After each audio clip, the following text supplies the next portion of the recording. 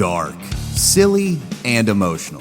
10 Bell Pod biographies go on a comedic deep dive into the life and death of professional wrestling superstars, starring AEW's Man Scout Jake Manning and comedians Tyler Wood and Nick Alexander. Find us on Apple Podcasts, Spotify, Stitcher, CastBox, Amazon Music, and wherever you listen to podcasts.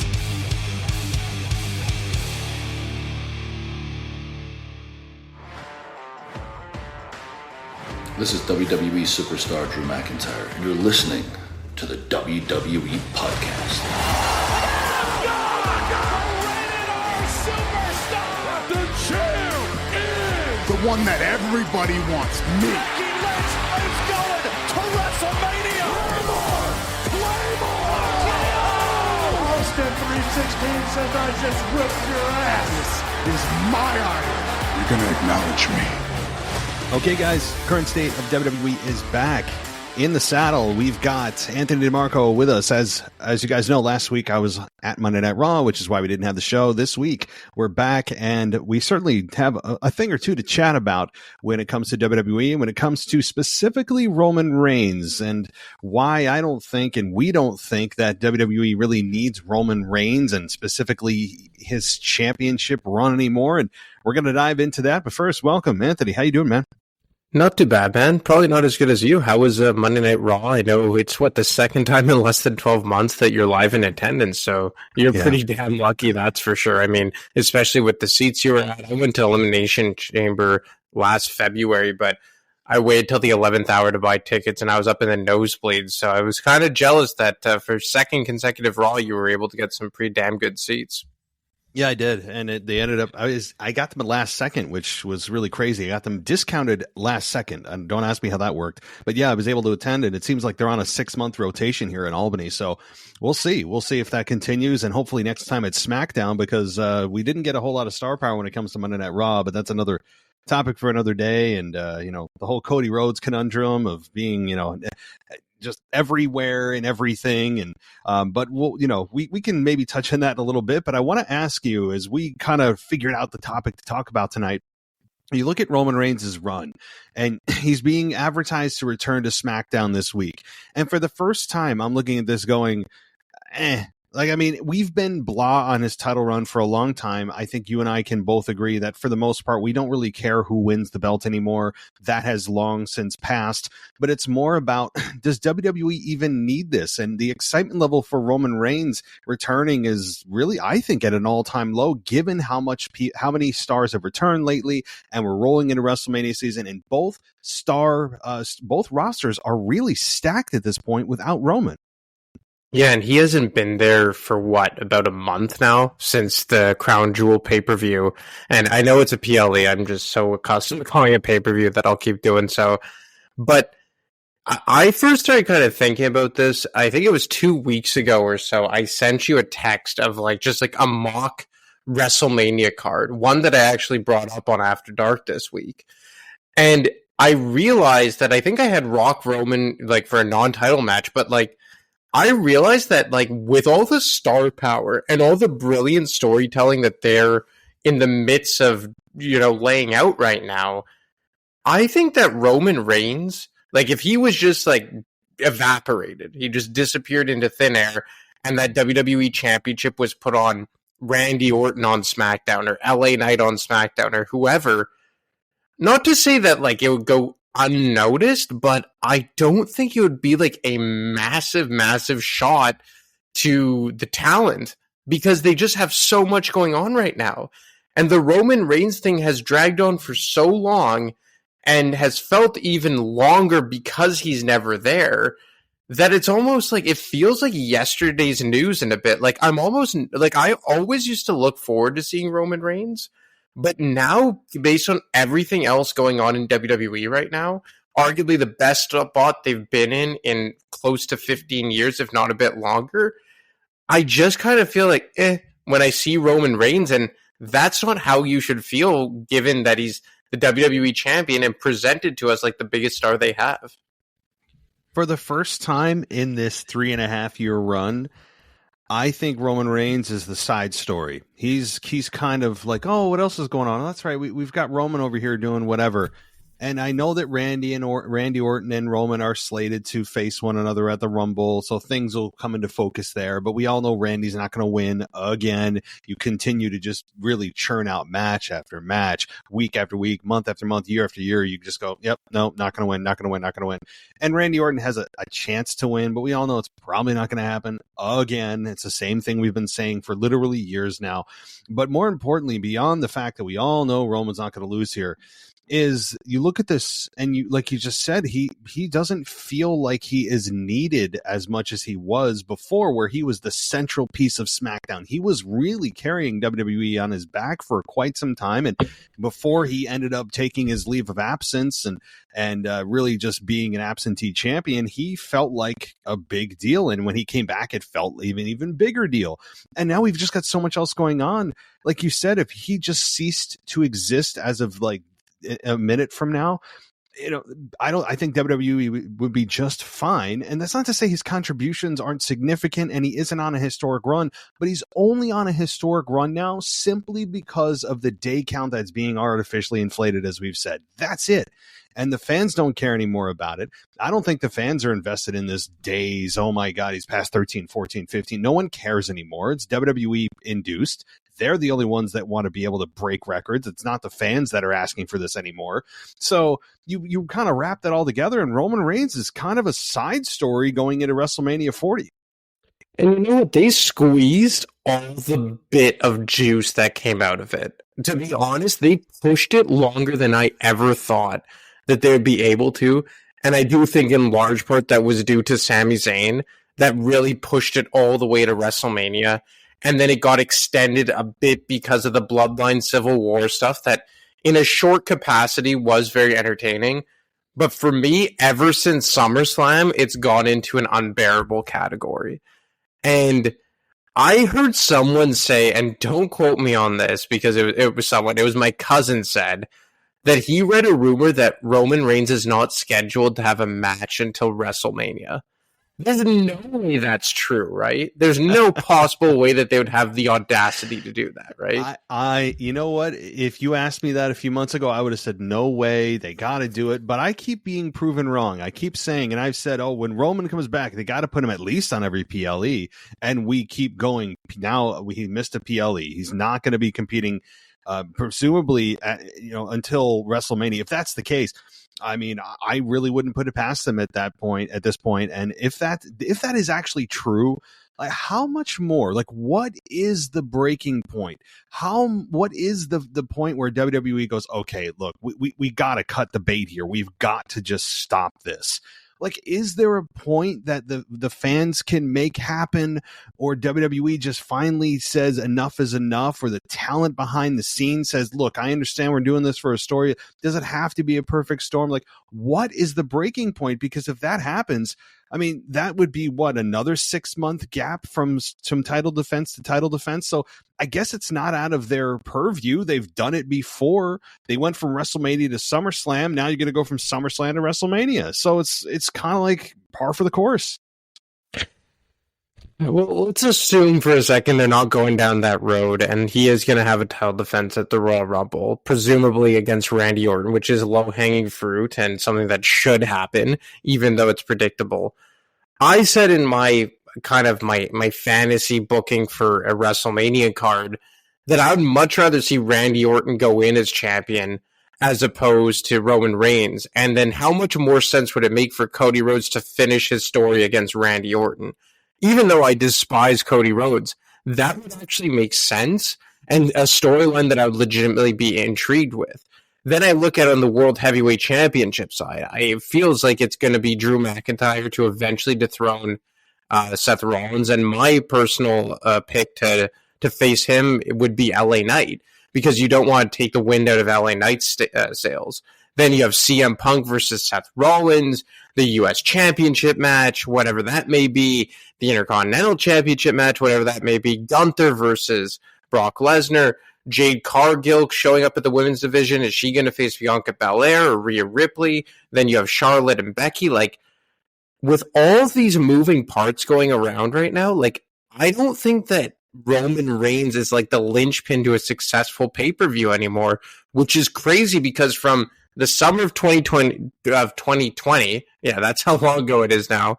From the summer of 2020 up until like maybe even this time last year, it felt like he had to be on a show for it to be a big deal. That's the thing, right? I mean, and just how few months ago, 6 months ago, maybe a little longer, we were looking and eyeing at WrestleMania 40 going, oh man, it's going to be headlined by Roman and Rock, and that'll be great. That'll hold the whole show together. You know, not the entire show, but it's going to be a central focus of WrestleMania. And now we're looking at it going, you know what, F it. Like, I mean, we don't even need that match now. You know, I've kind of given up on it. If it happens, great. If it doesn't, like, I've actually just completely thrown it out of my brain until I see otherwise. And even if it does happen, awesome. But if it doesn't, we have got more than enough.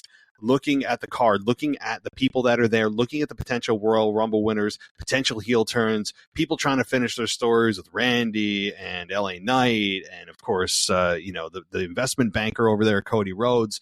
Like, we've got the players there that we don't need Roman Reigns to headline WrestleMania. But, you know, going from here out, it's locked that Roman's not dropping the belt until WrestleMania 40 at the earliest.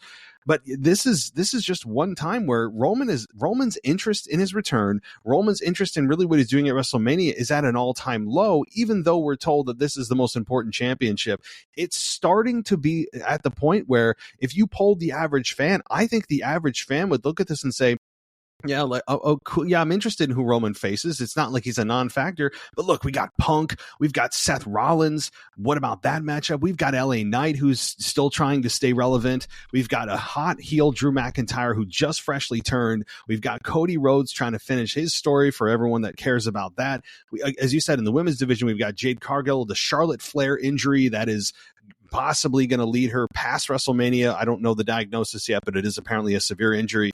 So there's so much else going on that, honestly, kind of circling back to the beginning that we started here, like, I'm not that do or die or dead set or focused on what Roman Reigns is doing, because they finally just taken it out of my brain that he's going to be there and I'm supposed to care about him and think about him all the time.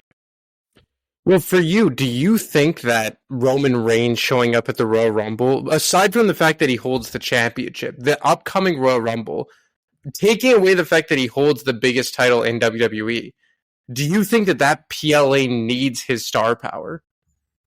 At this point, I don't think WWE needs anything from Roman Reigns. And that's not discounting anything he's done. The strides he's made from being the big dog to the tribal chief are really, it's really difficult to put into words the complete shift in his character and the success it brought the company. And again, it's no slight on Roman, but there's, as we've said for months and months and months, there's nothing left to be gained from this run.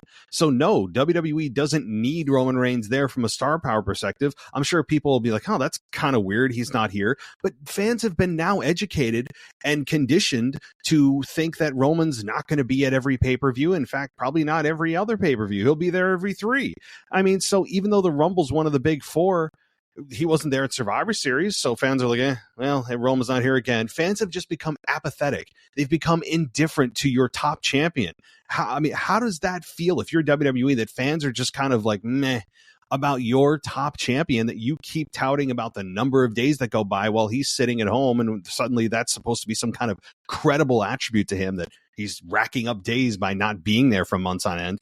But anyway, yeah, so I don't think they need him. He would help, but the numbers and the buy rates and the subscriptions to their network wouldn't drop if he's not. Well, like, positioning him in this role to me is kind of like how they're using Brock 5, 6, 7, 8 years ago in the mid to late 2010s. And they use Brock as like that special attraction because they needed that main event star, because Roman, as much as they wanted to, wasn't that guy. Triple H was edging out of in-ring career. Ditto for The Undertaker. You had Seth and Dean Ambrose, AJ Styles, but again, they weren't kind of like that larger-than-life type of wrestler. John Cena was slowly transitioning out of being a full-time competitor. So you needed Brock to be that guy, that special attraction. And they're trying to do the same with Roman Reigns. The only difference is that the talent pool nowadays is so much better than it was all those years back then. So, like, what I get the idea that they are going for with Roman Reigns being a part-time champion because it worked so well with Brock. But for one, Brock is his own guy. And let's be honest, was the talent back then, aside from Brock and now like his counterpart Roman, even as closest to what it is right now? No, not even close. And that's another name while you mentioned Brock is we didn't even talk about Brock and his likely return to face Gunther, whether it's for the IC title or not. I mean, who knows? But yeah, no, I mean, you look at the talent pool now, that's why I'm saying this. And as much as we kind of crap on this part of the WWE and their artificial inflation and all the frustration, like this is probably the best it's ever been since the Ruthless Aggression era, since that talent pool, since that infamous OVW class of Randy Orton, John Cena, Brock Lesnar, and Batista. I mean, like it really is that good right now. Is it the Attitude Era? Remains to be seen as far as how big the stars get. But right now, the product is as hot and as deep as it's been in about 15 to 20 years. It's really a fun time to be a fan. And like I said, we got Brock who's out there. John Cena is probably coming back for a return at WrestleMania to face somebody, maybe in his final match, who knows. Again, on top of Punk, on top of Seth, on top of I don't know who was out there, Kevin Owens, who we don't even know what he's doing, Sami Zayn's out there. Like there's guys that are just, you look at this and you know what I was thinking while you were talking is that I think right now we are actually seeing what WWE's like without Roman Reigns. Like we're watching it right now, and they are just fine without him. He's absolutely a key component when he's there, but when he's not there, it's like, well, someone comes right in and fills in. It's no problem. There was some kind of bumpy road after the Bloodline story faded and SmackDown didn't know what to do with itself. It lost its identity, but it quickly picked itself back up in a couple of months. And we are seeing right now what it's like without Roman Reigns in WWE. And when he's there, it's kind of a bonus, but when he's not, it's like, nah, okay, well, your guy isn't here. And if they want to give him a Brock Lesnar schedule, that's fine. But as we said, take the belt off him so you can help the company reach its highest potential. You're not going to do that with a champion that's not there. There's nothing left to be gained. And the other thing about it is, like, you're seeing, to your point, what WWE is without him, but you're also seeing what it is without the WWE Championship. And now imagine, like, we're watching SmackDown this week, right? And it's a pretty damn good SmackDown. But you don't have the WWE Championship. Hell, you don't even have the United States Championship or the Tag Team Championship.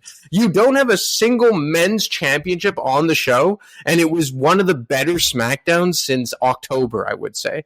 Now, imagine if Randy Orton was the WWE Champion, and imagine if the United States title was held by Solo Sikoa or something.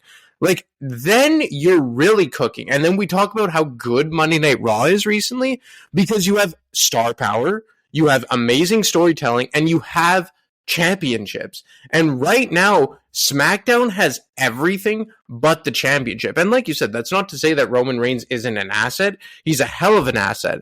But it's not like it was during the pandemic / Thunderdome era, where he was the show and he was the draw. It's not like it was a year ago where, you know, a lot of the storytelling was kind of in flux and you didn't have that major star power. They were transitioning out of the Vince McMahon era, and then he came back, so there was kind of like a push and pull. And when Roman showed up, it was just such a good star power that it overrode everything else. Now we're, you know what, deep into the Triple H era, and you have two mega returning stars in Orton and CM Punk.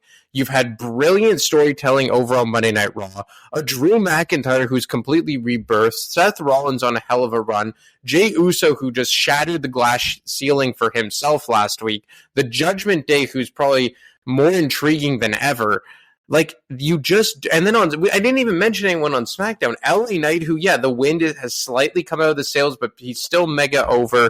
You have a lot of talent on SmackDown that isn't even being used right now, probably because they have no championships to chase, easy enough for me to say. And I'm just looking at it that, like, look, this isn't to say that Roman Reigns' return won't be welcomed, but they're doing fine without him. And furthermore, imagine if they had the championship to work with as well. That's just it. Like, we're actually not firing on all cylinders as far as the WWE collectively goes.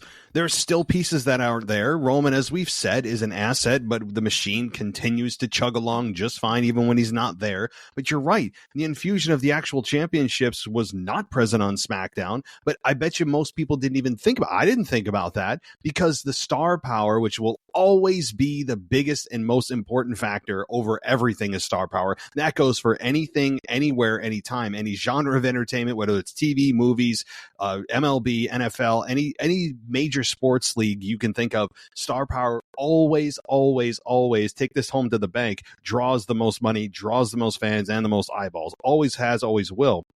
And it especially goes for WWE and wrestling. So when you think about that, that really deodorized the fact that they didn't have any championships on SmackDown that they really focused on. Of course, the Undisputed WWE Championship is just this mythical championship that no one's supposed to talk about because Roman isn't there. And you know what? If he really wants to extend his career, I am all for saving his body, giving him time at home, understanding the importance of time with family. I get all that. This is not a slight on Roman Reigns as we talk about him here. This is not a slight on the man Joe. This is just a creative just criticism of just this not being the best way and to maximize your top championship. And as we look forward here, have you changed your thoughts about what you think WWE is going to do with this Ultimate run? I know that you and I really don't care, and I think most fans don't care about who wins at this point. That used to be a fun discussion of, oh, it's going to be this up and comer, it's going to springboard their career. No one even cares about that anymore. That's long gone. But do you think their ultimate goal is still to make him pass Hulk Hogan, which would take him through like September of next year? Or do you think there's actually a chance that you're going to say, you know what, let's cut bait, let's go, let's just give the fans an actual championship to see weekly on SmackDown? What do you think that they're going to do? Have you changed your thoughts at all? Yeah, I think that, and especially given the way that they've been presenting Cody Rhodes, and we won't even get into that as like this is a spokesperson for any event. But I think that they want to get that title on Cody. And you know what? I've always said this, like, if you're going to present the guy as the face of the company, just put the damn strap on him. It was kind of like when they wouldn't put the title on Roman Reigns when he was the big dog. And it would be like, well, you can't get mad enough. He's not the champion. But then again, he's still main eventing pay-per-views and WrestleManias like it's nobody's business. But so if you're going to make him the main event and the face of the company, just put the title on him. And to be honest, if they were smart, and I think Triple H has shown that now that he has full grasp on creative, the difference that he's brought, the positive difference, I'm actually starting to think that maybe they pull the trigger on this sooner. And I know in my fantasy WrestleMania card, I said Randy Orton going in as champion against Cody Rhodes, but like, let's be honest. How much better of a storyline would that be? And how much better of a road to WrestleMania would it be if it was Randy Orton as the champion and Cody Rhodes as the Royal Rumble winner? He crosses over, and the entire thing of finishing the story finally actually kind of makes sense, right? For as much as we dislike the Cody Rhodes character, would his entire mission statement not make a hell of a lot more sense if it was him against Cody Rhodes to main event or him against Randy Orton to main event WrestleMania? Yeah, like, I mean, the history between the two certainly speaks for itself. Now, I understand that there's an argument to be made about Roman and what happened last year and being screwed by Solo and the bloodline, and that Cody had Roman beat and all that. And all that's true, but that was only a manufactured storyline from the ground up. Like, there was nothing really post or pre that match, pre that story. With Randy, that goes back how many years? I mean, like a decade and a half. Like, there's a lot there, and probably more than I don't know. And so you look at that, and sure, that's way more fun. And you think about the video packages to the old footage you could show, and then him being in Legacy, and then evolving into Stardust, or devolving really, and then leaving and coming back, and all that. You could really have some fun promos between the two. I think they would actually have, in some ways, a better match than Roman and Cody, although they work very well together too. So like, this is a story that is much more fun. And with Triple H at the helm here, it does give me a little bit more encouragement about the fact that, okay, they may pull the trigger. Maybe Randy is the one to beat beat Roman at Rumble. Maybe he is, or at Chamber if the title's on the line. Although I have my doubts, but with Cody, again, not to talk about the stuff we always do, but he does feel like he's playing champion without the belt. And it's just like WWE is making you envision him. They're making him a champion without actually putting the belt on him right now, is what they're doing. And to me, the things he's doing, I don't care who is doing this. Cody especially irks me for all the reasons you and I talk about all the time. But I've never seen them do this in a way that's just so...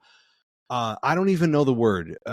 Yes, it's obvious, it's transparent, but him being everywhere, his hands are in everything. He has to make the big save all the time for every babyface on both shows. No one cares that he is on SmackDown when he shouldn't be. He's the spokesperson for Tribute to the Troops. He was the one that apparently brought Randy back to WWE and invited him back. Same with Jey Uso.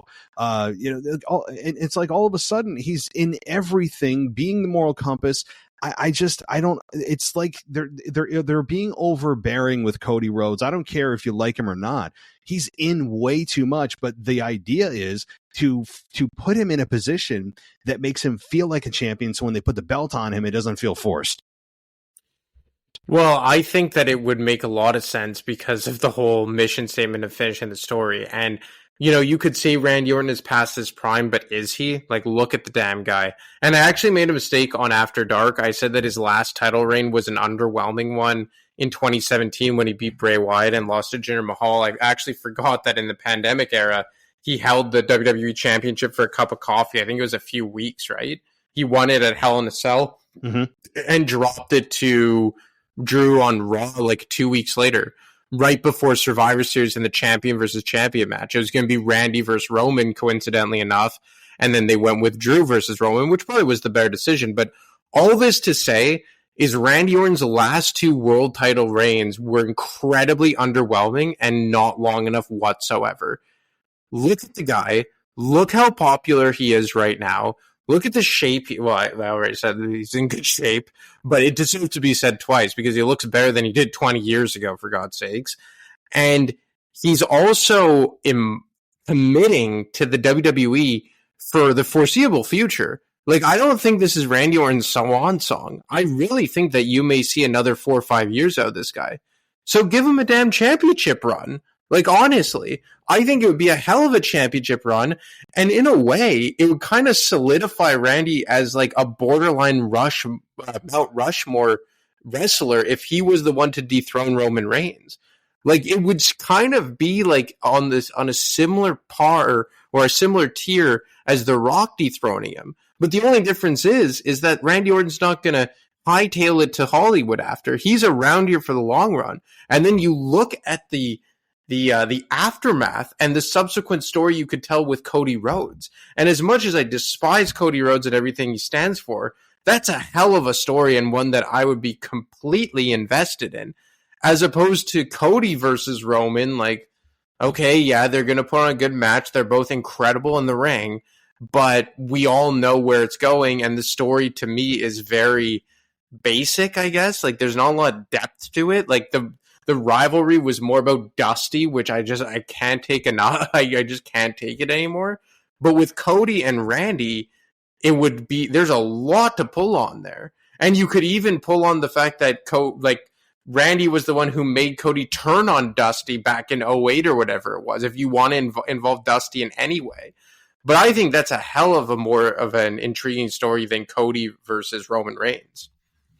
Yeah, I mean, you're making the case very clear here. There's really no argument to make Roman Reigns and Cody a better story. It's just because they don't have the history. That's all. As you laid out some of the things that have happened in the past, I forgot about that. And so that's a great element you could bring into the story. So I think it's going to happen either way. And you're right. Randy Orton probably does have 3, 4, maybe in his 4th, 5th year, he's super part-time.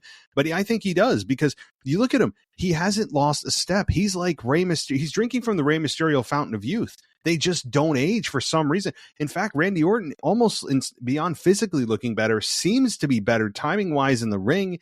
He's completely polished. He's a full performer. He is just You don't get better than Randy Orton in the ring.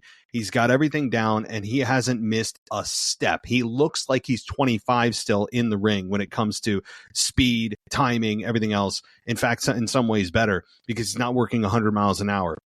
And he doesn't take bumps that he doesn't need to. You can tell he's very selective about it, and he should be. There's no need to take bumps to just show off anymore or get people to create a reaction. He knows how to get people in without taking unnecessary risks. And so I think you're right. I think on a limited basis, I think you could have a quote unquote full-time run for 3 to 4 years. And if you have that time with a star of this caliber, of this generation, he's a generational superstar. He really is.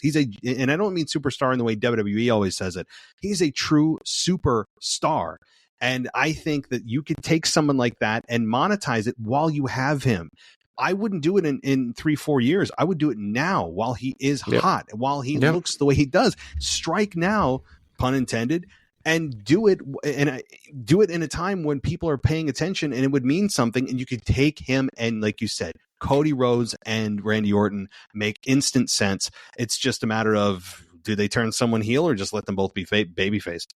Yeah, and again, you could use Roman Reigns in a utility way. Now, I'm not going to count on The Rock coming back, but like if he does come back, then it's not a predictable outcome. And to be honest, if no title is on the line, I would actually have The Rock defeat Roman Reigns. And then The Rock's all BS statement of, we wanted to end something, but also begin something as well. Then that could mean the end of the tribal chief version of Roman Reigns. Give him 3-4 months off, and he comes back as a babyface. And it took The Rock coming back to really put him in his place. Or if Dwayne can't make it work with his schedule, do Solo versus Roman Reigns and have Roman Reigns go out like that. And that's how he gets squashed by Solo. You give Solo his crowning moment. I don't know, but you could use Roman Reigns right now is at a point where he doesn't need the championship. And this isn't to say I never want to see him as champion again, because as you mentioned, I think that there's another Roman Reigns World Championship run in there as a babyface. But as the current version of himself as a heel, you don't need that title. He's kind of reached Brock level at this point. I still think Brock does it better, but Brock doesn't need the title and hasn't really needed the title since he lost it to Drew McIntyre. And when he did hold it those couple of times 2 years ago, it somewhat felt like overkill. So you could use him preferably against The Rock to tell that story, preferably against Solo Sikoa maybe to tell that story, and then he goes away, comes back as a babyface. And maybe he comes back as a babyface after going away regardless, even if he faces Cody Rhodes.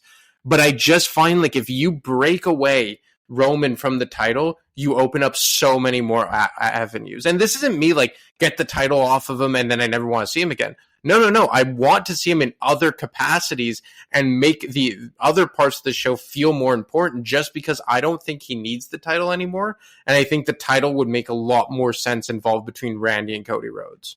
And, I think with Roman Reigns, not only does the WWE itself and the fans not need him to be champion anymore, I think Roman Reigns himself shouldn't be, like, as a character, doesn't need to be and shouldn't be champion anymore. The character itself, him, is suffering.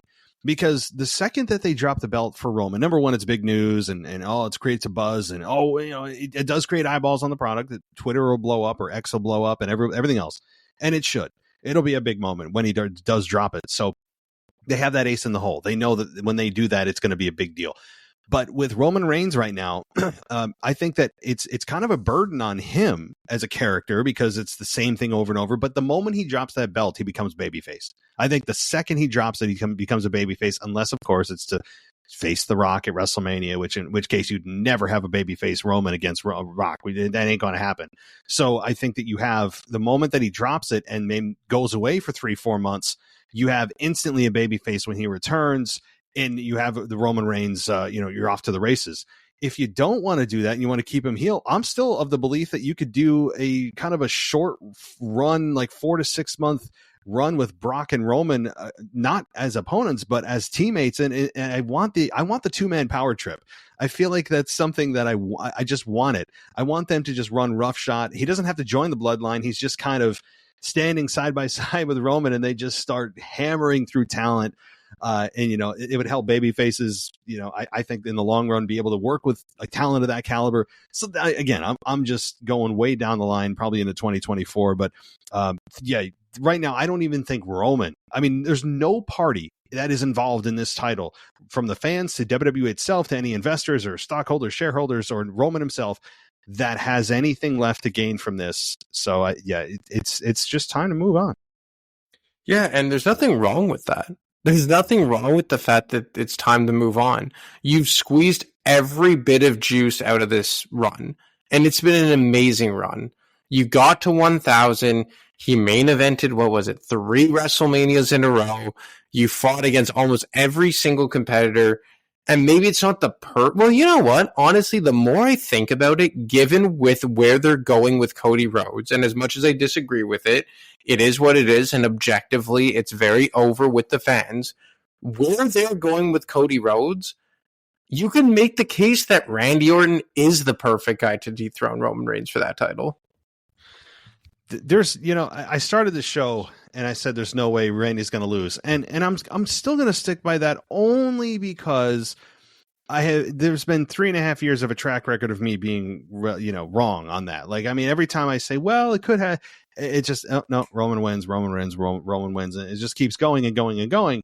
Now the road is eventually going to end, but I'm still going to stick with early prediction that for a match that's not even announced, that Randy loses. But there is certainly a strong case to be made for him winning, even if he is a 43, 42, whatever he is, low 40s year old guy that has a lot of mileage on his body, but has saved himself. He's got a tour bus so he can rest his body. He does pick his spots. He's not going to work house shows a lot. He's main event. He's live event kind of only, PLE guy. And there's beyond that, the history, as you said, is just perfect for these two. You take all of that, and I think there's a lot that I've forgotten that you could wrap into this, and immediately you understand the story. Even for those that weren't around during that time, if you're a younger fan, you could look at this and say, hey, oh my God, wow, they have a deep history. This is crazy. I didn't know about all this stuff. And instantly, in that moment, with one video package, you're hooked. Whereas Roman Reigns, we know the story. Cody got screwed by Solo like a million other people did. And that's kind of the same story that he shares with everybody else. So Randy Orton certainly makes more logical sense. I really think that it's something that they should heavily consider. But the question now is, will they pull the trigger on it? But for me, if you really want to do what's best for business, given all the other talent at your disposal right now, we haven't even talked about Drew, LA Knight, CM Punk, Damian Priest, Seth Rollins, Kevin Owens, Finn Balor. Like, They don't need Roman Reigns occupying this championship anymore. And that's not to say they don't have a use for Roman Reigns, but they just don't need him anymore like they did the past 3 years or so. No, that's it. That's all that it's come down to. And thank God there is a championship on Raw. Thank God, you know, that there is a world title on Raw. Otherwise, this would be, I mean, I can't even imagine what the landscape and the frustration of fans would be if there wasn't a Seth Rollins holding that belt. As much as I don't think Seth Rollins' run has been perfect. I've certainly had my strong criticisms of it. And I know we really haven't even touched that side of things, as you mentioned, with those lists of stars. There's so much there that's left to go. But I mean, one final question to you. So if Roman doesn't, or he does drop the belt to Randy, and Randy and Cody face one another at WrestleMania, who do you think Roman Reigns faces at WrestleMania? I don't want to say it. I don't want to say Voldemort. I don't want to do it. But, you know, there's a part of me that thinks, like, there's no way The Rock is never going to do that match. Like, there's no way he actually never does it. Is it? Like, really? Is he going to do all of this and never do it? I will say this, to me, is it. And if it doesn't happen here at perfect number 40, it's on a silver platter. There's history in Philly. It's time to strike. Roman's healthy. You're healthy. Let's do this. If it doesn't happen this year, I think it's done and over with. And, you know, I sent you that WrestleMania card, and I thought to myself, you could have, on the SmackDown side of things, WWE Championship, Orton versus Rhodes, and then non-title grudge match, who's the head of the table, Rock versus Roman. And on the Raw side of things, you could have the exact same format of a world title match, LA Knight versus Drew McIntyre, and then a grudge match, Punk versus Rollins. And to me, and that's not even to take into account like the women, if you could somehow get a 4 horsewomen match versus Damage Control, or Jade Cargill versus Rhea Ripley, or Bianca somehow in there as well, at their fingertips is quite possibly the chance for the biggest WrestleMania of all time. And I don't say that tongue-in-cheek whatsoever. So for me, if The Rock is actually not a traitor, like, and I don't know how else to put that, if he isn't a traitor, that's the guy. If not, you go for maybe a Solo Sikoa, because it's kind of like the same principle of a story. And I guess you could turn Roman babyface going into Mania, but I just feel like that would be like kind of like a wet fart in a kind of ways. No offense against Solo, but it would just kind of had that like wah wah wah feeling behind it. But I'm just going to say The Rock just because I don't think he would do everything that he did by returning and saying what he did with Pat McAfee if he wasn't eventually going to do it. Because I think that if he never does this match, it's going to forever tarnish his legacy. And think what you want about that guy, I think he gives a whole lot of you know what about what people think about him. Oh, no doubt about it. He'll say he doesn't. You don't think. I mean, here's the thing: if you don't think that the stars are sitting, not everybody, but if the wrestlers and especially the bigger names are on Twitter or looking at Instagram, looking at the comments and seeing what people generally are saying, I mean, you're just fooling yourself. They are. They care about what people think about them because they care about what they think about themselves. And, you know, a lot of them have egos larger than life, and that just comes with the territory. But The Rock certainly does care. There's no doubt that he does. And I think this would tarnish his legacy. And it's weird to say that we deserve a match from The Rock here. It's weird to say that after everything he's done, he's in the Hall, you know, first ballot Hall of Famer, all that stuff, the dozens and dozens of, you know, 5-star matches he's given us, and the moments we'll never forget. And he is absolutely on a lot of people's halls of, or Mount Rushmores, all that. And yet we still sit here and we demand that we deserve this, but it's because you continue to keep it alive. It's like, you know, that's the one thing is like The Rock continues to give life to it just enough to keep the fans interested and stringing us along. And if all this is just stringing us along to off a cliff, well, then F you, man. Like screw you. Like, seriously. I mean, it's not that I won't be appreciative for what he's done, but I will look at the man differently if he doesn't go through with this. Not because if it's a health issue, I get it. But if he's doing it just because, well, creative isn't right and I wanted to start something and end something. Like, if it's that nonsense, then, you know, hit the bricks. Like, I don't want to hear from this match or from you again. I just don't. And that's actually how I'll feel about it. It sounds harsh, but I mean, it's been years. So, I don't know. Yeah, I guess we're just going to see. I mean, he has 3 months or so to prove, or 4 months? He has 4 months to really make us eat our words. But I mean, if in 4 months' time it doesn't happen, yeah, he's going to have a lot of explaining to do. Not to say he'll explain anything, but he should have a lot of explaining to do. No, I do. And we just got to keep an eye out for the golden egg. Okay, if there's a golden egg, we know The Rock's there. All right, so that's how we know. Which apparently everybody was actually supposed to be somehow tied to The Rock, and it fell through last second. So we were back, it was 3 years ago in Survivor Series when Vince McMahon had that egg in his office that was worth millions of dollars. So for some reason, unprotected in his office. That actually somehow was supposed to be tied to The Rock, and I don't know. So yeah, keep an eye out for that, and also keep an eye out, guys, for the After Dark show, which Anthony kind of teased you with on his WrestleMania card. Didn't give you the full one, but if you want that full card, you know, of course, you can head on over to Patreon on the SmackDown tier and above, and the NXT Plus also gives you every other show, so check that out as well. And any final comments before we wrap it up? I'm just super excited for Rumble season and subsequently the Romania season to get here because, you know, Roman aside, it feels like it's going to be a hell of a season.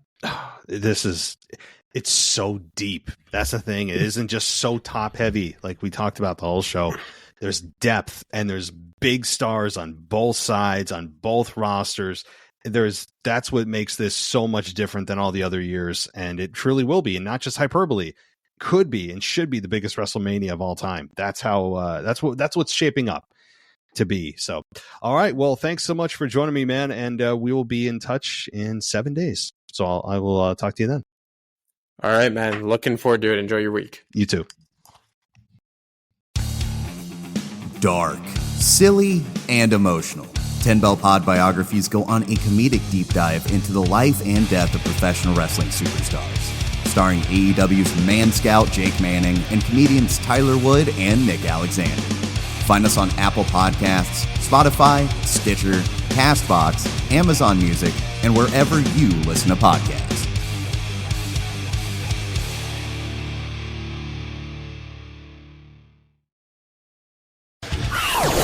Thanks for listening to the WWE Podcast. Don't forget to subscribe on your favorite podcast app so you don't miss a show, or head to WWEpodcast.com. And for all of these shows ad-free, head over to patreon.com/WWE Podcast. Until then, we'll see you next time.